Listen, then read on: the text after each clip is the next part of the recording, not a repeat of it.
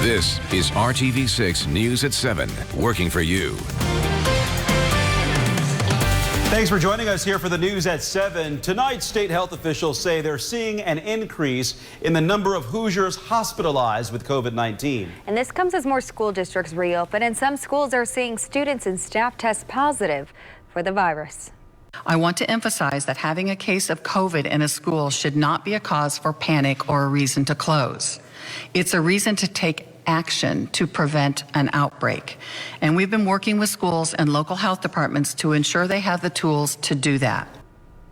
State Health Commissioner Christina Box also reiterated today that whether schools decide to close or stay open is up to them and their local health department, but they should look at how many cases they have, whether those students were in one classroom or if it's spread throughout the building. Right now, state leaders say they are evaluating the legality of releasing that info.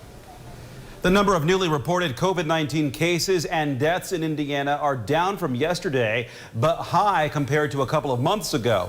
The Indiana State Department of Health has 740 new cases of coronavirus in its daily report. That's 96 fewer new cases than the state reported Tuesday. Since the pandemic began, 69,975 people in Indiana have been diagnosed with COVID-19. There are also 12 newly reported deaths, 2 fewer than yesterday. So far, 2,805 Hoosiers are confirmed to have died from COVID-19, and more than 792,000 people in Indiana have been tested for coronavirus. 8.8% of them tested positive for it. In Washington, Democrats and Republicans have reached a stalemate over another coronavirus economic relief package. ABC News has learned that Democrats have increased their demand for school aid by $300 billion, 3 times the amount passed in May. Democrats say any deal must extend unemployment benefits, and Mitch McConnell says he's prepared to support a bill that includes benefits as long as the White House is on board. Taking a live look outside at our Pagoda Weather Now camera, and it looks beautiful outside, Kevin. I hope everyone got a chance to go outside. It feels a little bit more like fall than summer. It's mid-September type temperatures, Amanda. What a sunset last night, and I think tonight's will be just as spectacular.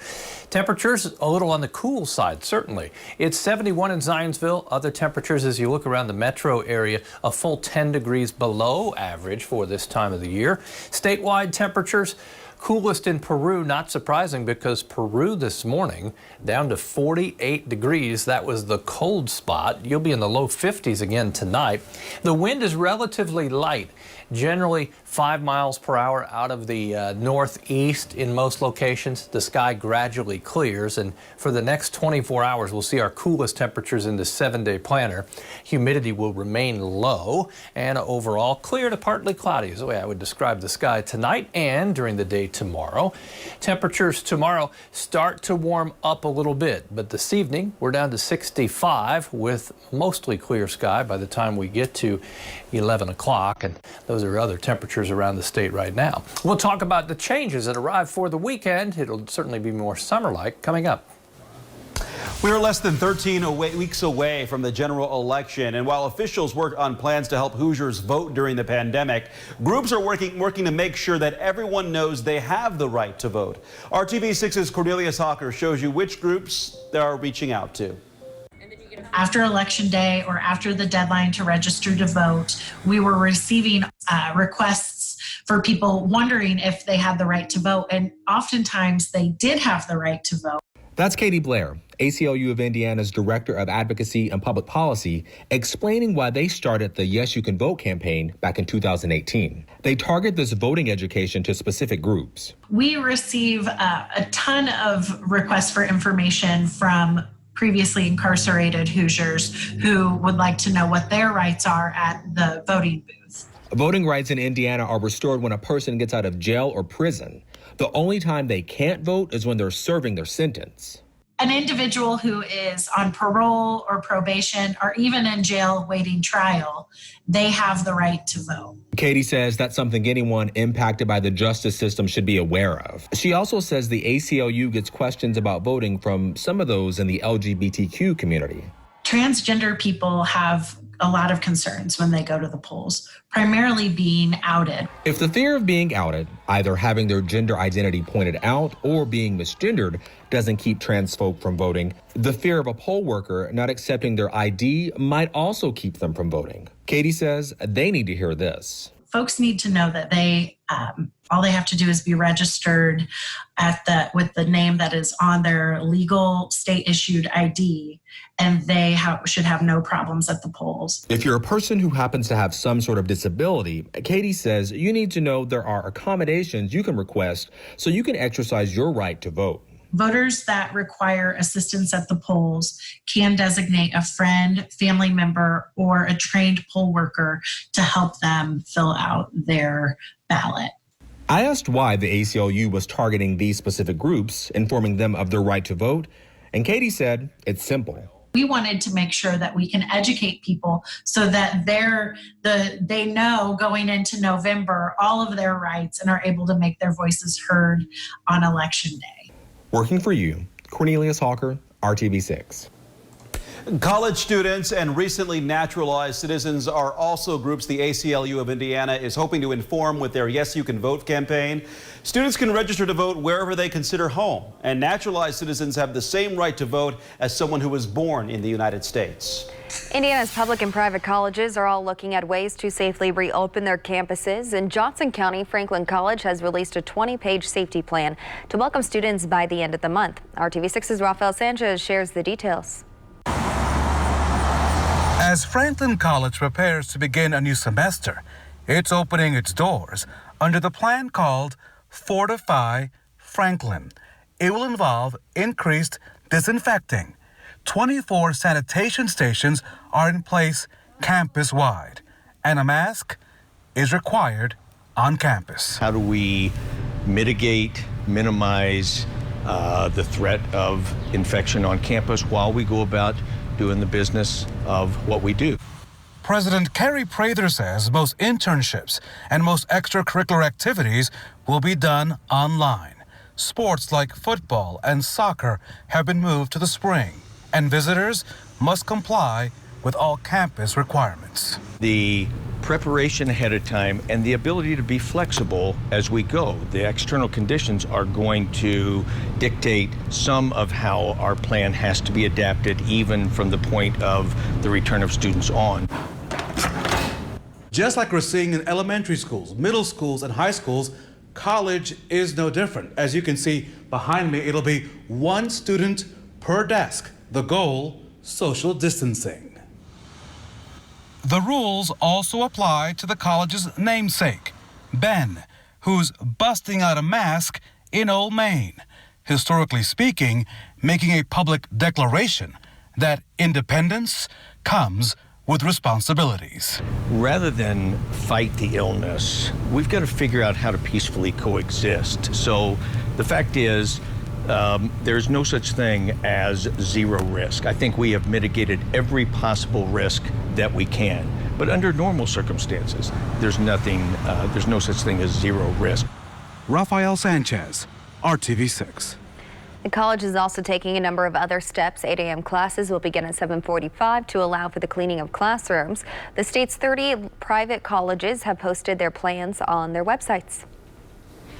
His death sparked local unrest as part of a larger movement. Now today, a mother may be getting answers in her son's death at the hands of police officers. And it's been a year of canceled events for the greater good. Now race fans are imagining an Indy 500 without fans. This is the news at 7 on RTV6.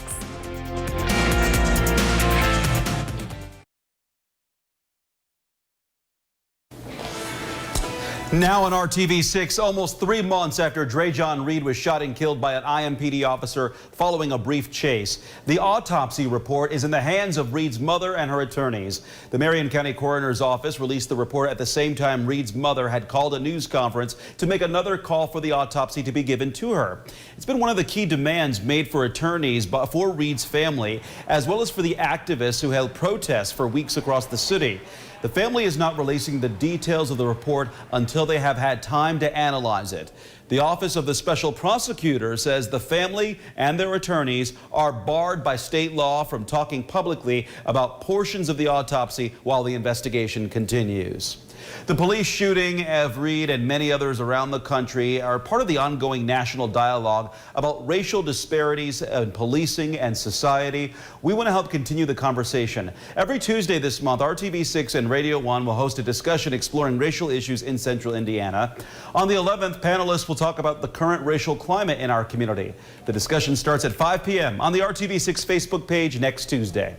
Drone images out of Lebanon show the heartbreaking damage done by an explosion Tuesday that leveled part of Beirut. Officials say the blast killed at least 100 people and injured 4,000. Lebanon's prime minister blames ammonium nitrate that had been sitting in a warehouse for 6 years as the likely cause of the explosion. Beirut officials estimate the cost of the damage could be as high as $5 billion.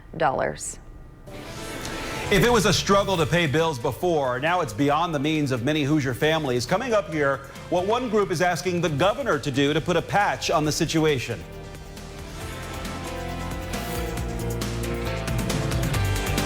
And skies clear across central Indiana later this evening. Temperatures, they'll fall into the 50s. We'll talk about warmer days, though, coming up. This is RTV6 News at 7, working for you. COVID-19 has left thousands of Hoosiers without a job, and that's not the only reason many people are struggling financially. One of the issues is energy bills are going up as people spend more time at home. RTV6's Stephanie Wade shows us the fear many people have of what could happen next if the state does not step in. A lot of people have said this pandemic has put a mirror up in our face about sort of the shortcomings of society today. Experts say if there's one thing we've learned through COVID-19, this really shines a light on the fact that folks do struggle to pay their bills even before the pandemic. Those who struggled before this pandemic are likely struggling even more so now, as many have lost jobs because of COVID-19, but the bills haven't stopped coming in. It's a nightmare. The best I can say is it is a complete nightmare. Forcing people into their homes for weeks on end, bills have skyrocketed. Folks are working at home. Folks are going to school at home. Residential usage is up, especially with respect to electricity use. People like Crystal Gibson, who is not working right now, but has 4 children, 2 of which are in school. I'm always going around trying to keep lights off, but the TV's going more. The Chromebooks. To help, Governor Holcomb issued an emergency moratorium to halt disconnecting utilities. I mean, it would have already been on. But that is set to expire August 14th. There's tens of thousands of Hoosiers right now sort of at risk of losing service should that moratorium be lifted. Kerwin Olson with the consumer advocacy group Citizens Action Coalition says he plans on requesting the governor to extend that moratorium once more, seeing as though people are still being plagued by the coronavirus. That's the one thing we can do to ensure that Hoosiers are healthy and safe in their homes. We can sort out the other problems with other discussions, but first, let's protect Hoosiers. Stephanie Wade, RTV6. All eyes on the thermometer again tonight. Hopefully you didn't sleep through the low temperature this morning. Maybe you have the windows open. It won't be quite as cool tomorrow morning, but around 6 a.m., that's when the temperatures will be their coolest. They were this morning and probably tomorrow morning. 76, that's our current temperature, actually a high temperature for Indianapolis. Easy to confuse because these temperatures are so cool for the month of August. We're 3 degrees off from our high temperature during the afternoon. 73, that's our current temperature in Indianapolis and Terre Haute, Bedford at 73 as well. As we go through the night tonight, there are the temperatures. Couple of spots, Logansport, Marion may drop into the upper 40s. We did have fog around this morning. I don't think fog will be as widespread, but we'll call for some light patchy fog. Temperatures in the 50s. Keep in mind, starting Monday, low temperatures will be back to 70 degrees. And paralleling that warm up will be high temperatures climbing. We make our move tomorrow closer to 80, but I think we'll wait until Friday to get everyone in the 80s. Then the humidity starts to climb as well. As we get to the weekend, you'll really start to feel it Sunday and Monday. That's when we have a more tropical feel. And that is one of the building blocks for showers and thunderstorms. We're dry tomorrow. Friday, Saturday, it's Sunday, a 30% chance we'll have some showers and thunderstorms around. As you look at the day tomorrow, similar pattern, lots of sunshine in the morning. We start to warm things up a little bit and you get the cumulus clouds that build through the afternoon hours. Temperatures tomorrow, they're in the 70s, but moving into the upper 70s instead of the low to mid 70s, making some progress. That wind will be out of the northeast. Friday temperatures, 82 for the afternoon high. Still a northeast wind, so still relatively on the mild side of the weather system. As we go into the weekend, we'll bump these numbers up a few more degrees on Saturday, up to 85. Add a little more humidity. Big time change in the humidity on Sunday with 87 for the high. And as you look then at this early next week and the 7-day forecast, you'll notice the chance for thunderstorms is a little more consistent starting Monday with scattered thunderstorms more likely. Here's a 7-day forecast. Temperatures during the overnight hours back to around 70 consistently early next week. Best chance for thunderstorms in the entire forecast is next Monday. Back to you. Thanks, Kevin. Hundreds of thousands of fans attend the Indianapolis 500 every year. It has become a tradition for generations of families and friends. So now that no one is available to attend the race for the first time in history, Troy Washington got a feeling for what fans think of IMS's decision. Leslie Shue says true fans of the Indy 500 keep cheering no matter what changes may come. When they had the race a couple weeks ago, we drove by and all the people were on the outside hanging on the fence looking in. You know, because people who love the race love the race. She says even though fans won't pack the stands this year, she hopes they'll stay close to all of the action. I feel for Speedway because, oh my gosh, you know, these businesses, which are great businesses, but without the race, I can't imagine what's happening to them financially. Business owners are hoping that fans will still come out to Main Street even though the race is now fanless. We'll be here. We'll be open.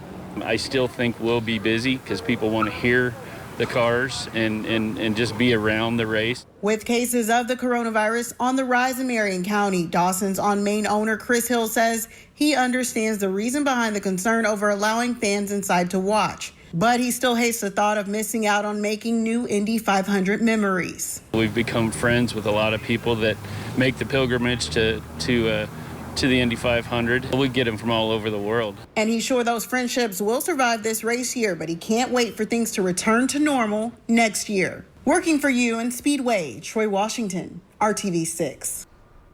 And the town of Speedway has put out a statement encouraging people to show support to local businesses who may be impacted by the change. Check out the full statement when you read this story on the IndyChannel.com and RTV6 app. We'll be right back.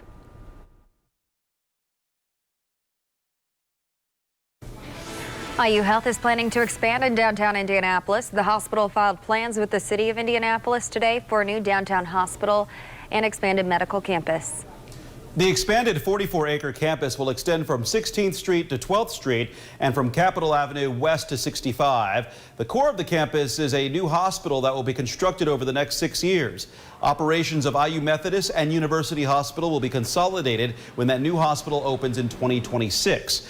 Much of Methodist Hospital will then be renovated to be included into the larger campus. The new hospital is estimated to cost $1.6 billion. We hope you will join us tomorrow night for an RTV6 special, taking a look at how Hoosier kids are heading safely back to school. We are asking lawmakers what they are doing to hold schools accountable, finding out what you can expect if your child is returning to the classroom, and much more. That's Thursday at 7:30 p.m. only on RTV6. Kyle. And that's after a beautiful day of weather. Tomorrow, temperatures will climb all the way to 78, humidity low, mixture clouds and sunshine. 82 Friday. As we mentioned, we step into the weekend, temperatures get even warmer. Amanda, Mark? And I'm sorry, Kevin. Thank you for making RTV6 your choice for news. Our next newscast is tonight at 11. We'll see you then.